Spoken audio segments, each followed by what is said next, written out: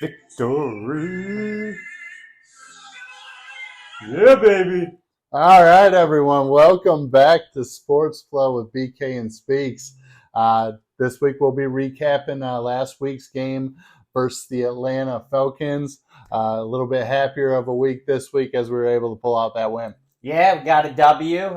This was an awesome week for us. Our defense really stepped up, and let's get right into it. So, BK, what do you think of our defense stepping up? After the blunder last week against Seattle. Yeah, I think it all starts with Hutch and Branch. Like Aiden Hutchinson, the defensive end, and Brian Branch, the nickel corner, have just been playing out of their minds.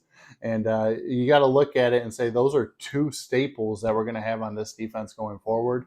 Both young talents and a lot to be excited about. Yeah, Brian Branch, he just looks like he's, light years ahead of his, age, being a rookie. He's the first defensive back to produce a game with 10 tackles, 3 tackles for loss, and 2 pass breakups.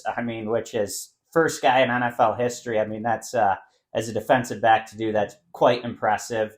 And then you mentioned Hutch. He's the only player in NFL history to post 10 sacks and 3 interceptions through his first 10 games, along with his 20 quarterback pressures. Yeah, this season alone. The guy's been on a tear. Brian Branch is everywhere on the field. It seems like every play he is in the action. You guys making tackles in the backfield, making plays left and right. And for a guy that we thought was going to be a backup going forward, he's been a bright spot there for us. Yeah, Branch is so good he doesn't even wear the mouth guard. It's just in the helmet. He's ready to go at all times, baby. Yeah, exactly. Always in the right spot. The knowledge and the awareness on the field is just incredible there. The other guys we can talk about here on that defensive side of the ball is Aleem McNeil and Alex Anzalone. Aleem McNeil, the defensive tackle, was causing all sorts of chaos last weekend, taking care of business and giving us that interior pass rush that we were looking for. Just a great performance out of him. And then when you look at the linebackers, Anzalone was flying all over the field again. The guy looks like a completely different player from a couple years ago. No, he certainly does. Anzalone, I think is the heart and soul of our defense. He's everywhere. He's the commander of ship, and I loved what he did. And, when we have more sacks than points given up, that's a good thing. Yeah, no question about it. He's definitely the leader of that group, and we go as he goes, and he played great this weekend. We also got to talk about the injury replacements. Yes. We had to step up with not having Gardner Johnson, the safety, on the field, probably our best defensive player, or towards the top of that. Absolutely. And we had other guys step up. Yeah, Tracy Walker, man, what a hell of a performance, after the demoralizing injury with the Achilles year before, and then gets humbled a little bit with Branch coming in, taking, his starting role. And what does he do? He produces. He plays every single snap, and almost had an interception there too, didn't he? Yeah, absolutely. He was making plays on the field, jumping routes, and looked like the old Tracy Walker from about 2-3 years ago before the injury. It was pretty refreshing to see there. He was anticipating stuff, lowering the lumber, big hits, man. He was excited to be out there. It was good to see for him again. Yeah, you could tell that he was bringing some energy to the field, and he was excited to get back out there. Now we can shift over to the offensive side of the ball and talk a little bit about that right out of the gate. So we got to talk about Sam Laporta. Yes, covered him a little last week. Yeah, this rookie tight end is unbelievable. We are talking about a guy who has 106 or 186 receiving yards, and that's the highest total in the league right now for the tight end position. The guy's come in as a rookie second rounder and immediately produced for us. Security blanket for Goff. So far he has, this week he had 8 receptions, 1 TD, 18.5 average, and like you said, 18 receptions for tight ends for his first 3 games, which breaks the NFL record for rookie tight ends that was held since 1988. Philly's Crazy. Keith Jackson. That's a long record that no one's broken in a while. So Laporta, like you said, has 186 receiving yards overall, which trails only Aaron Hernandez, the killer, among all rookie tight ends in NFL history. Crazy. His 60-yarder or whatever this weekend was it certainly boosts that average on those catches. But I mean, the guy has just been making play after play. He gets the ball in open space, and watch out. He's such a crisp route runner too. You saw Goss' face after he threw that pass. He's like, "Whoo, man, we drew that up in practice. They knew exactly what they were doing and who they were going to. Ran the perfect route, caught it. Man, that was awesome. Yeah, it was sweet. I mean, the speed, the separation. You don't see a guy that size at 6'4", 260 running like that often. No, he's special, and only the first 3 games, so we got a lot more, to watch and for him to improve upon even. So it's going to be fun. And another guy, Mr. Consistency, St. Brown, another 100-yard game. Yeah, had the injury. They were talking about the toe all week. Maybe he goes, maybe he doesn't go. It's not turf toe. It could be turf toe. I mean, the guy came out and he performs like he always does. Made the plays when we needed him to, and is always a security blanket for Goff. Yeah, and with that toe injury, he's wearing steel shoes on both feet because he actually dealt with the same injury when he was at USC, so it's not awkward on either foot. So those toes are protected, and it looked like it didn't cause him any issues, did it? No, he wasn't limping around or anything. No. Full speed, ready to go, per usual with St. Brown, and he delivered. Yep, like he always does. And then, the big boy on the offensive line who can just about do it all, Penny Sewell, he had a hell of a game. Even though, he got called for a couple holdings, he's not playing at his natural position right now. Yeah, that's not normally like Penny or all-pro right tackle. But rarely do you see an offensive lineman that can go from the right tackle position and just shift over to the left tackle position next week. No. I mean, stepping back off of your right foot and landing on your right foot versus stepping back and landing on your left foot is a completely different thing. And Penei Sewell had to adjust to that this week. Yeah, and it looks like, Taylor Decker said it's going to, he does not want to play in this game. So he might be able to shift back over to his natural spot. But if I know anything from Penny, the 2 flags aren't up to his standard, so I doubt we'll be seeing that again if he has to fill in for left tackle again. No, I don't think you'll see it either. I mean, the guy demands perfection of himself like most pros do. Yeah. But he does it at a high level. And I think the other thing that I really, really like about Penei Sewell as a young player on this team, I mean, the guy's a leader. Like you see him pumping up the group before the game. You see him being the leader on that offensive line.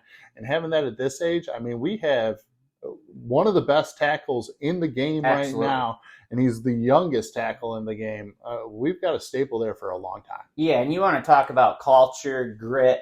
Sewell has it all, and it's just, awesome to see, and he really gets our troops going. Yeah, it brings an attitude to the game. Like, you gotta love to see it. Yeah, and then another guy who's doing that in his rookie year is Gibbs, man. I thought he had, a hell of a game. 17 carries, 80 yards, 4.7 yards a carry. And, everyone's like, oh, you wanted him more than Bijan? Well, he outperformed Bijan in the one-to-one matchup, didn't he? Yeah, he did this weekend. Bijan, I'm not knocking him at all. Lions defense played out of their minds. My gosh, their defensive line, we were bringing the heat, bringing the pressure. Cornerbacks look good. Linebackers look good. I have no complaints about the defense. I was a little worried after that Seattle game, but, man, did they come out firing on all cylinders. And Aaron Glenn, man, he had the game plan down pat. Yeah, no question. I think when you look at our run defense, though, it's been good all year. Yeah, I mean, true. I think we've given up the third fewest yards on the ground this year. And, I mean, that's a staple of our defense right now. It's just shutting down the run. Atlanta's trying to run on everyone. Titans colliding. Looks like we won that battle. Yeah, and it was really good to see with all the injuries we had up front to see Gibbs run between the tackles, even late in the game, when those guys are starting to wear down the offensive linemen, that's when he had, some of his biggest runs. I know the defense is starting to wear down a little too, but, man, he was doing great towards the end of the game. And I thought he had a fantastic all-around game. Yeah, I thought he played really well. He got a lot more of the snap count, obviously, with Montgomery being out with the injury. Talk is he might be back this week versus Green Bay, which would be great with his bruised thigh. Yep. Sounds like it's healing pretty well. But, I mean, with Gibbs' workload, he played great. And I thought he was real close to breaking a couple. Like, he was just one missed tackle from taking it to the house. And I think that's the type of juice that he can bring to this offense. And we haven't had a big play threat at the running back spot for a long time. No, we haven't, Barry? so Maybe since Barry. So, as Gibbs keeps playing, he's going to continue to get better. We're going to give him, more and more assignments to do, and it's going to be fun to watch to see him develop throughout the year. Yeah, I think it'll be a lot of fun. I'm looking forward to them just getting him more into the offense and running more plays around him as we keep going forward. They don't want to show too much, I don't think, early on in the season here, but he's going to be a big part of this offense come week 8. Absolutely. And then, I got to give props to our crowd there in Detroit, baby. You keep that up. Detroit versus everyone. We were rocking Ford Field, baby. That's right. I mean, this group, like the crowds that we're bringing out to the game, we are noisy. You can hear the home team advantage in Detroit right now, and it's very real. Like, teams don't want to come here because it's tough to understand what's going on offensively, not being able to check at the line of scrimmage. Yeah, you could see, Ritter was having issues. There was a couple delay games. The place is rocking, and the players are just loving it and building behind it, feeding off that energy. Man, I'm feeding off of it from my LG 65-inch in my living room, baby. For real. I mean, you're feeling it through the TV screen, and that defense was feeling it this weekend, and they stepped up from what we saw for Seattle, and you love to see it. Yeah, you sure do, and it's just exciting time to be a Lions fan, and exciting time to go to a home Detroit Lions football game, which you couldn't say previous years. Yeah, I think it's a great experience at this point in time, and hopefully we continue to stack up those home wins. This week we've got a big matchup. Big divisional matchup. Might be the biggest game of the year with the way the Packers are playing out of the gates. We're going into Green Bay, into Lambeau Field, where historically we haven't won a lot, but we stepped in there last year on that last week of the year and took care of business. Hopefully we can do it again this week. Yeah, Detroit is 3-1 against the Packers and Dan Campbell's tenure with the Lions. So we're looking for our first division win title since 1993, and we need this win to progress and possibly obtain that. I think there is a new king in the NFC North. The Taylor Decker was saying that last year when we went in there and beat them.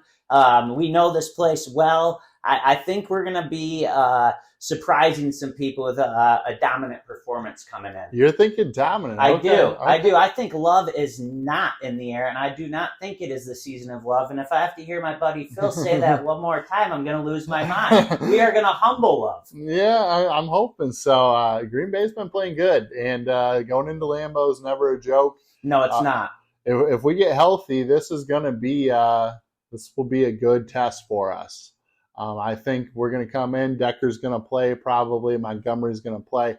I imagine it's going to be all hands on deck for both sides. If you're good to go, you're going to play. Just because we're talking about the magnitude of this matchup. Yep. This is who is making a statement in our division in the NFC North right now. Both teams 2-1. Who's going to be the top dog after this week? Yeah, and I think that's why some of the guys might have, sat out last week opposed to playing. We knew with the task. Yeah, we knew the task ahead. Taylor Decker, like we already mentioned, he's going to do everything he can to get out there and play. We got Kirby Joseph. He's trending in the right direction. Mosley's trending in the right direction. And as you already brought up, Montgomery's trending in the right direction. They all want to play this game against the Packers. Yeah, you can tell there's a little bit of urgency out of this injured group to say, hey, I can go. And I'm going to be ready to go because it's a very important game on the schedule. We take care of business at Lambeau. We get them at home on Thanksgiving. We could go 2-0 versus the Packers, and yeah, that would give us a huge advantage here in the NFC North. We'd be sitting pretty if we can win this one in Lambeau and then get them back at our home turf on Thanksgiving. So with that said, what's your prediction heading into this Green Bay game, B? Man, it's going to be a brawl, I think. I think we're going to get, both teams trying to run the football. Might be a little colder. We're not getting into that winter season No. yet, but, you get into Lambeau, it could be a little colder at night. I think you're going to find the line of scrimmage game is going to be where this game is in the won. trenches, baby. Right Absolutely. in the trenches, and I think Detroit pulls it out. I think it's going to be, let's go 24-13. All right. I like the prediction. As I said, I think we're going to blow the Packers' doors off of them. I think we are going to win this game pretty easily. I'm going to say 35-7. They might get an opening touchdown, and that's going to be all they're going to get. Whoa, at Yeah. Lambeau. Yeah, at Lambeau. There's a new king in the NFC North, and it's the Detroit Lions, and we are going to show there's no love in the air, baby. This is Detroit's time. Yeah, I hope so. I think, I know it's a bold prediction, BK, but my man, we haven't I'm won at telling you, I'm Lambeau telling in you. a long time. We until won last year. Yeah, that last game, but man, it's been tough sledding in Lambeau. I hope this team steps up, makes a statement too. It's our time to take this NFC North. What time better to prove it? Exactly.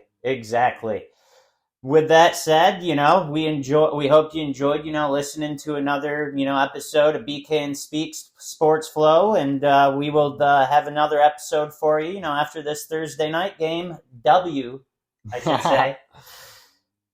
Yeah, thanks for listening, everyone. We'll be back with you next week to recap the game versus the Packers.